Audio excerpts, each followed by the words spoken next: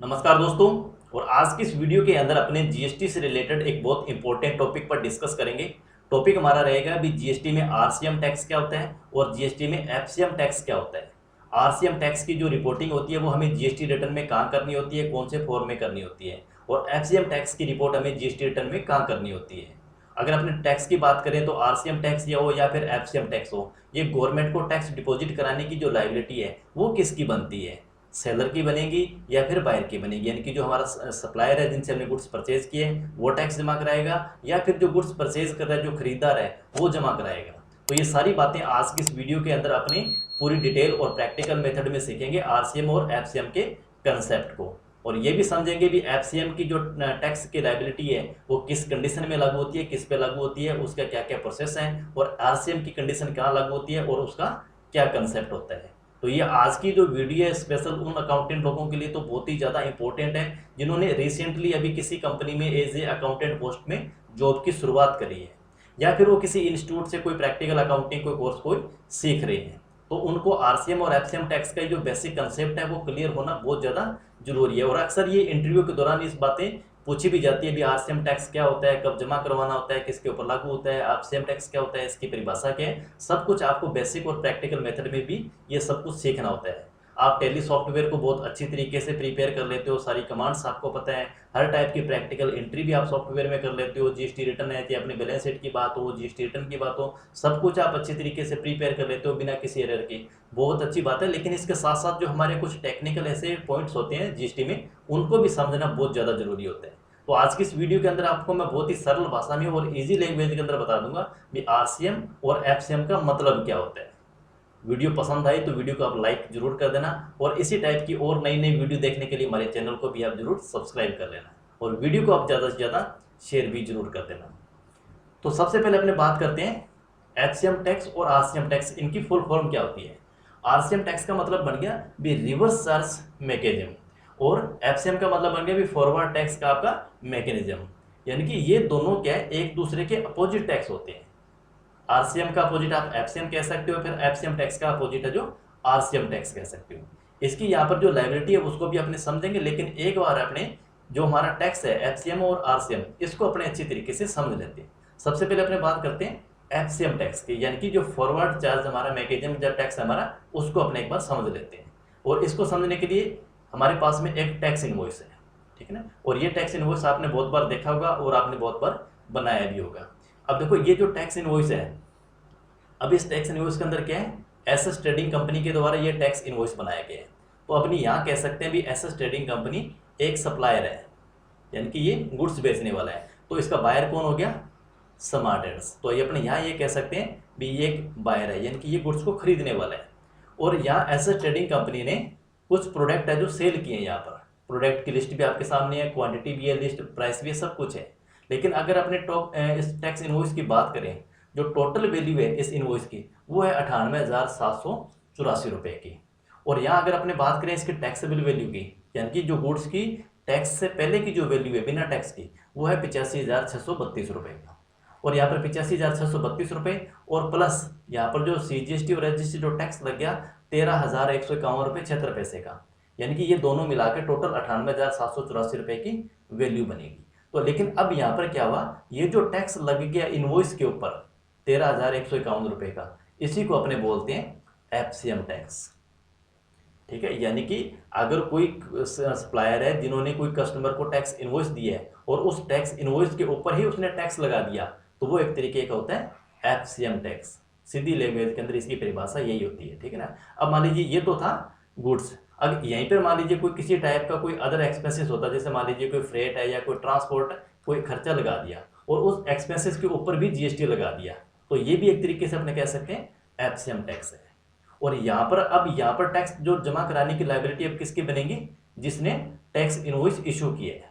Tax invoice किसने issue किया है, एसएस ट्रेडिंग कंपनी ने। तो अब ये गवर्नमेंट को टैक्स कलेक्ट जो किया है स्मार्ट एड्स से, उसको जमा कराने की अब लायबिलिटी भी यहाँ पर एसएस ट्रेडिंग कंपनी की ही बनेगी। अब बात करते हैं अपनी इसकी जीएसटी की रिपोर्ट कहाँ करनी होगी। अब बात करें भी जीएसटी एसएस ट्रेडिंग कंपनी की तरफ से, तो अब एसएस ट्रेडिंग कंपनी क्या करेगी, अपनी जीएसटीआर 1 को रिपोर्ट को फाइल करेगी, ठीक है। और उसके अंदर जो B2B का जो हमारे पास में टेबल होगी B2B, तो वहाँ पर ये डिटेल वहाँ पर जाएगी। ये एसेस ट्रेडिंग कंपनी डिक्लेयर करेगा अपनी GST-R1 फॉर्म के अंदर, B2B के अंदर, मैंने स्मार्ट एड्स को, और ये मेरा इनवॉइस नंबर है, ये डेट है, इनवॉइस की टैक्सेबल वैल्यू यही है, CGST है, प्लेस ऑफ सप्लाई मैंने कहाँ पर ये किया हुआ है, ठीक है ना। रिवर्स चार्ज इसके ऊपर लग नहीं रहा है, यहाँ पर लिखा है रिवर्स चार्ज नहीं है, यानी कि अब ये टैक्स स्मार्ट एड्स को अलग से जमा कराने की जरूरत नहीं है। मैंने स्मार्ट एड्स से टैक्स इनवॉइस के ऊपर टैक्स कलेक्ट कर लिया है और मैंने गवर्नमेंट को जमा करवा दिया है। तो यहाँ जमा कराने की लायबिलिटी एसेस ट्रेडिंग कंपनी की है, न कि स्मार्ट एड्स की है। अब स्मार्ट एड्स को क्या होगा, अब इतना जितना भी इसके ऊपर टैक्स लगा है CGST या फिर IGST का, उसका ITC क्लेम मिल जाएगा जब स्मार्ट एड्स अपनी GSTR 3B रिटर्न को फाइल करेंगे, तो उनको ITC मिल जाएगा। तो ये अपने कह सकते हैं भी एसेस ट्रेडिंग कंपनी के लिए GST का एक तरीके का आउटपुट टैक्स है, और स्मार्ट एड्स के लिए एक तरीके का GST का इनपुट का टैक्स है।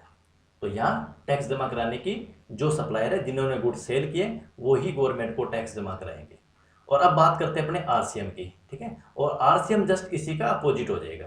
अपोजिट होने का मतलब क्या हो गया, अब जैसे मान लीजिए ये हमारे पास में टैक्स इनवॉइस है, और इस टैक्स इनवॉइस के अंदर टोटल वैल्यू थी गुड्स की इनवॉइस की 98,784 रुपये की, और यहाँ टैक्सेबल वैल्यू है 85,632 रुपये की, ठीक है। और टैक्स इसके अंदर 13,151 का है। लेकिन अब एसेस ट्रेडिंग कंपनी ने ये बात बोल दी कि आप मेरे को तो दे दो 85,632 रुपये, और ये जो 13,151 रुपये टैक्स बन गया, ये डायरेक्ट आप ही गवर्नमेंट को जमा करवा दो, मैं नहीं जमा कराऊंगा, ठीक है। तो उस कंडीशन के अंदर ये टैक्स बन जाता है RCM। यानी कि अब क्या होगा भी, जो सामान खरीद रहे हैं वही गवर्नमेंट को टैक्स जमा कराएगा 13,151 रुपये का। लेकिन टैक्स इनवॉइस बन गया और टैक्स इनवॉइस के ऊपर टैक्स लग चुका है, तो फिर वो RCM टैक्स नहीं कहलाता, वो FCM टैक्स ही कहलाता है। मैंने एग्जांपल दिया, अभी इसको RCM का एग्जांपल को अपने और प्रैक्टिकल मेथड में सीखते हैं। तो अब यहाँ देखोगे इसकी जो कंडीशन है FCM की, देखो FCM क्या है भी, लायबिलिटी टू पे टैक्स। भी यहाँ पर जो टैक्स जमा कराने की लायबिलिटी किसकी है, जो सप्लायर है, जिन्होंने गुड्स है या कोई सर्विस सेल करी है, वो ही टैक्स जमा कराएगा। और RCM की कंडीशन के अंदर रेसिपिएंट, यानी कि जो गुड्स को परचेज कर रहा है या कोई सर्विस को परचेज कर रहा है, वो जमा करवाएगा। अब इसी का अपने एक एग्जांपल और समझते हैं प्रैक्टिकल में।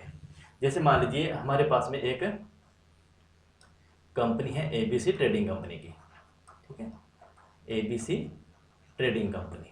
ये एक सप्लायर है, सप्लायर का मतलब ये एक सेलर है, इन्होंने गुड्स बेचा है। किसको बेचा होगा, जैसे मान ली हमने यहाँ पर लिख दिया भी सुमित इंटरप्राइजेज को गुड्स सेल किया, ठीक है। गुड्स की वैल्यू है 10,000 रुपये की, और इसके ऊपर 18% वाले प्रोडक्ट हैं, तो यानी कि 1,800 रुपये टैक्स भी लग गया होगा। तो यहाँ टोटल अगर इनवॉइस की बात करें तो 11,800 रुपये का इनवॉइस देगा। इनवॉइस कौन देगा, ABC ट्रेडिंग कंपनी। किसको, सुमित को। अब यहाँ पर ABC ट्रेडिंग कंपनी ये जो 1,800 रुपये का जो टैक्स चार्ज किया है, इसके अंदर CGST 900 रुपये होगा, SGST भी 900 रुपये होगा। तो ये एक तरीके अपने कह सकते हैं ये FCM टैक्स है, किसकी तरफ से, ABC ट्रेडिंग कंपनी की तरफ से। और ये जो 1,800 रुपये का जो टैक्स कलेक्ट किया है ABC ट्रेडिंग कंपनी ने, ये गवर्नमेंट को जमा कराने की लायबिलिटी भी अब ABC ट्रेडिंग कंपनी की ही है।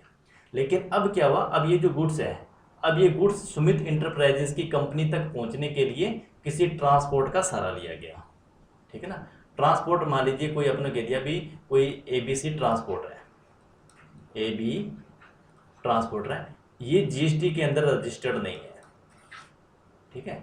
अब क्या किया, अब जैसे ये माल सुमित इंटरप्राइजेज की कंपनी तक पहुंचा, तो ABC ट्रेडर्स वालों ने इसको एक अपना चालान दे दिया 1,000 रुपये का।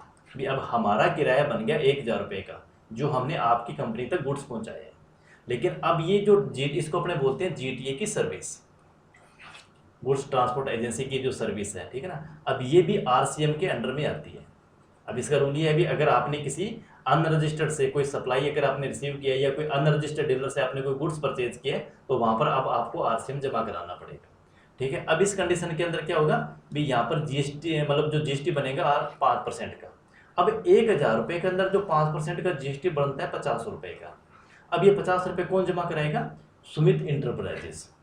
क्यों कराएगा, क्योंकि जिनसे सर्विस ली थी, ABC ट्रांसपोर्ट से एक सर्विस परचेज करी है, यानी कि ये गुड्स इनके कंपनी तक पहुंचने का किराया ले लिया, एक फ्रेट चार्ज ले लिया ABC ट्रांसपोर्ट ने ABC से, सुमित इंटरप्राइजेज से।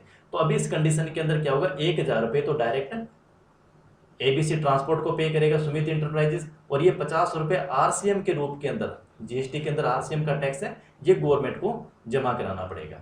अब ऐसा नहीं है भी ये जो 50 रुपये जमा करा दिया तो सुमित इंटरप्राइजेस को ये 50 रुपये का नुकसान हो जाएगा, बिल्कुल भी नहीं होगा। अब ये 50 रुपये गवर्नमेंट इसको आईटीसी का क्लेम भी दे देगी, कब, जब वो अपनी जीएसटीआर 3B रिटर्न को फाइल करेंगे।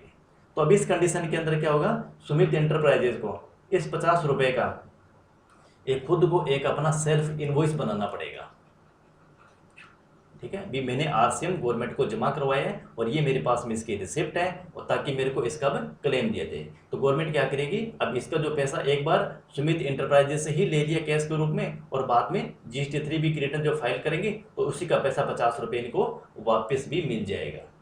तो अब यहाँ पर भी क्या हुआ था, इस टैक्स इनवॉइस की बात करें तो अब यहाँ पर भी स्मार्ट ट्रेडर्स ने गुड्स परचेज किया, टैक्स दे दिया एसएस मतलब ट्रेडिंग कंपनी को, एसएस ट्रेडिंग कंपनी ने स्मार्ट ट्रेड से टैक्स इकट्ठा किया, गवर्नमेंट को जमा करवा दिया।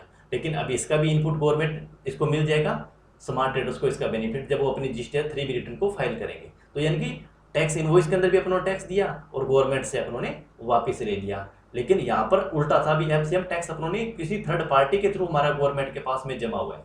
लेकिन आरसीएम की कंडीशन के अंदर क्या हो रहा है, हमारा टैक्स है और हमने ही गवर्नमेंट को खुद ही जमा करवाया है, इसी को हम बोलते हैं रिवर्स चार्ज, यानी कि हमारा ही पैसा है, हमने गवर्नमेंट को दे दिया और उसी टैक्स को हमने वापस रिवर्स भी कर लिया। ये होता है हमारा आरसीएम का टैक्स। आई होप कि आपको दोनों का कंडीशन अब अच्छी तरीके से समझ में आ गई भी एफसीएम टैक्स की जो टैक्स जमा कराने की लायबिलिटी किसकी है, सप्लायर की, जिन्होंने गुड्स सेल किया है, और आरसीएम यानी कि जो रिसिपिएंट है, जिन्होंने गुड्स परचेज किया होगा या कोई सर्विस है परचेज करी होगी। यहाँ ये एग्जाम्पल अपने एक और ले लेते हैं भी अनरजिस्टर्ड से परचेज करने का। फिर मान लीजिए अब सुमित एंटरप्राइजेज है, ये जीएसटी में रजिस्टर्ड है, ठीक है, और इन्होंने मान लीजिए किसी एक फार्मर से कोई गुड्स परचेज कर लिया, ठीक है ना। अब फार्मर का नेम अपनों ने यहाँ पर ले लिया राकेश।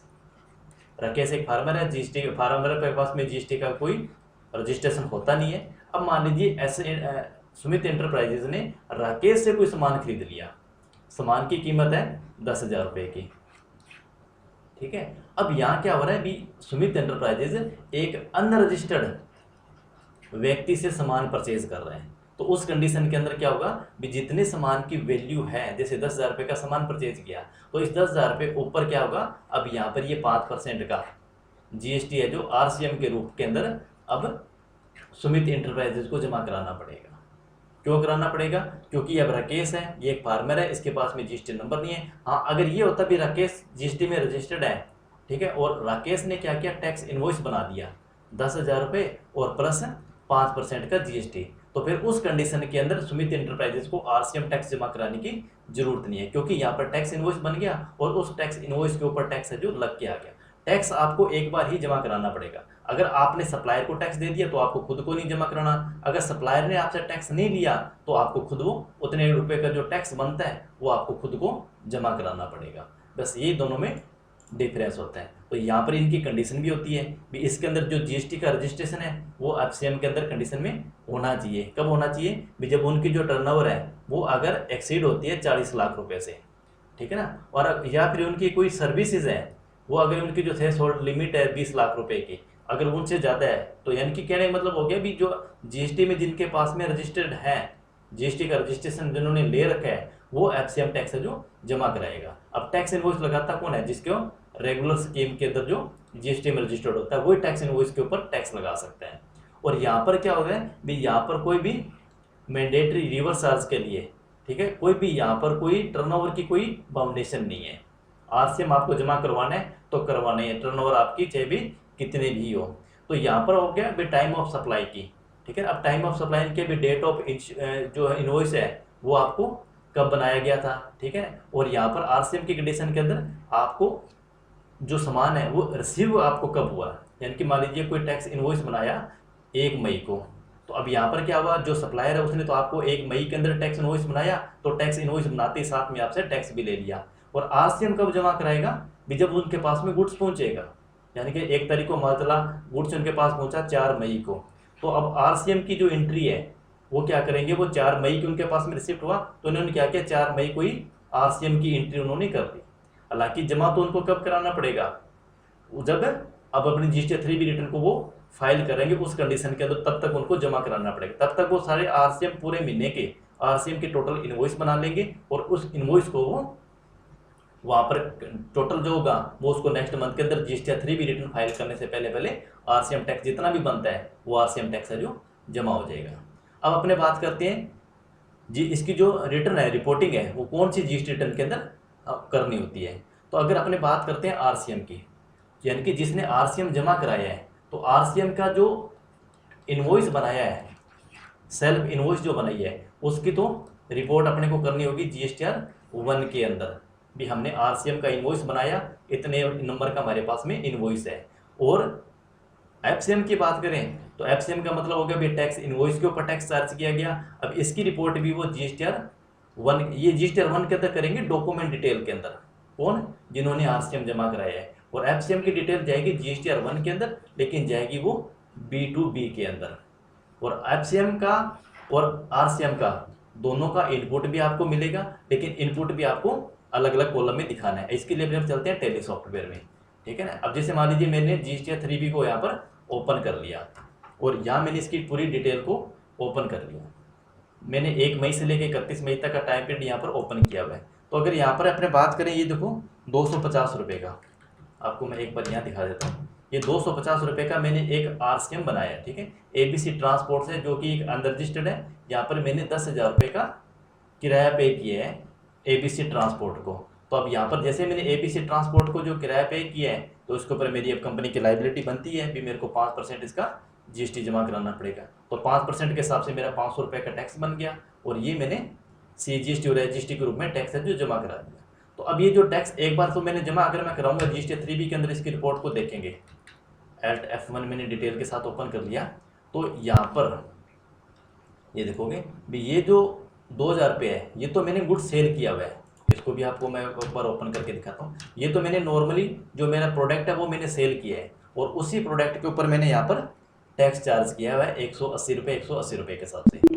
तो ये तो मेरा टैक्स मेरे को दिखेगा यहाँ पर, जो हमारा टेबल है 3.1, यहाँ पर तो मेरी आउटवर्ड सप्लाई आ जाएगी, ठीक है ना। और यहाँ मेरे पास में आ जाएगा 3.1 का जो डी कॉलम है, inward supply for reverse charge, ये मेरे को 250 रुपये, 250 यहाँ दिखेंगे, ठीक है। टोटल टैक्स मेरा कितना बन गया, 430 रुपये का। 180 रुपये जो मैंने गुड सेल किया वो, और 250 रुपये मेरा आरसीएम का जो टैक्स बनता है वो। टोटल मेरी यहाँ पर आउटपुट की लायबिलिटी बनती है 430 रुपये की।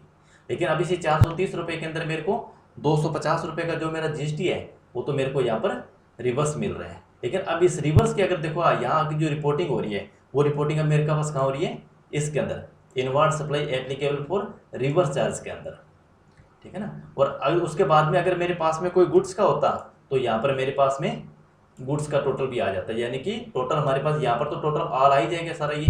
अब इसके अंदर देखो ये टोटल हमारे पास में है इनपुट टैक्स क्रेडिट अवेलेबल, यानी कि टोटल आपके पास टोटल कितना है। तो अभी तो फिलहाल मेरे पास में गुड्स का कोई इनपुट है नहीं, तो इसीलिए केवल आउटपुट इनपुट जो मेरे पास आ रहा है वो आरसीएम का ही आ रहा है। अगर मेरे पास गुड्स का भी होता तो अब इसके लिए अपने क्या करते हैं, एक परचेज की एंट्री करते हैं अपने, ताकि आपको पता चल जाए। तो मैं वापस वाउचर पे जाएंगे और मैं अपने यहाँ पर परचेज वाउचर को सिलेक्ट करेंगे, ठीक है। परचेज की एंट्री करेंगे और 10 मई भी ले लेते हैं, अपने इनवॉइस नंबर एक बार डाल देते हैं यहाँ पर, ठीक है। और मैंने बालाजी इंटरप्राइजेस से कोई गुड्स अपने परचेज करते हैं। यहाँ पे एक्टिव ले लिया, 20 पीस ले लिया, रेट हमने एक बारी 150 रुपये का ले लिया, और सिंपल हमने यहाँ पर CGST टैक्स हमारे को लग के आया होगा और SGST टैक्स भी लग के आया होगा। तो यहाँ देखो अगर अपने इनवॉइस की बात करें तो 270 रुपये मेरा CGST और SGST का टैक्स बन गया। अब इसकी रिपोर्टिंग वापस अपने GST 3B में देखते हैं। तो अब यहाँ पर 3B के अंदर जैसे Alt F1 मैंने डिटेल ओपन कर दिया डिटेल के साथ। तो अब मेरे पास में टोटल आउटपुट इनपुट कितना बन गया, 520 रुपये का, ठीक है। अब इस 520 रुपये के अंदर यहाँ देखेंगे तो कितना कितना बन गया, 250 रुपये वाला ये तो है मेरा आरसीएम वाला, और यहाँ पर मेरे पास में आ गया all other input tax credit, यानी कि जो मेरा गुड्स का था वो आ गया मेरे पास में 270 रुपये का। तो टोटल मेरे को 520 रुपये का ITC जो मिल जाएगा, ठीक है। अब अपने GST 1 की अगर अपने बात करें तो अपने GST 1 को भी एक बार ओपन करके देखते हैं, और मैंने मई मंथ को ओपन कर लिया। और यहाँ जब अपने जाएंगे डॉक्यूमेंट समरी के अंदर, तो डॉक्यूमेंट समरी के अंदर भी मेरे को आरसीएम का इनवॉइस जो बनाया है एक तो था हमारे पास में सेल का इन्वॉइस, ठीक है, 22 नंबर से लेके 22 नंबर तक एक हमने मई महीने के अंदर सेल इन्वॉइस बनाया, एक इन्वॉइस वो आ गया। और दूसरा हमारे पास में ये जो आ गया supply from unregistered person, RCM का इन्वॉइस जो हमने बनाया है उसकी भी डॉक्यूमेंट डिटेल हमने जीएसटीआर 1 के अंदर देनी होती है।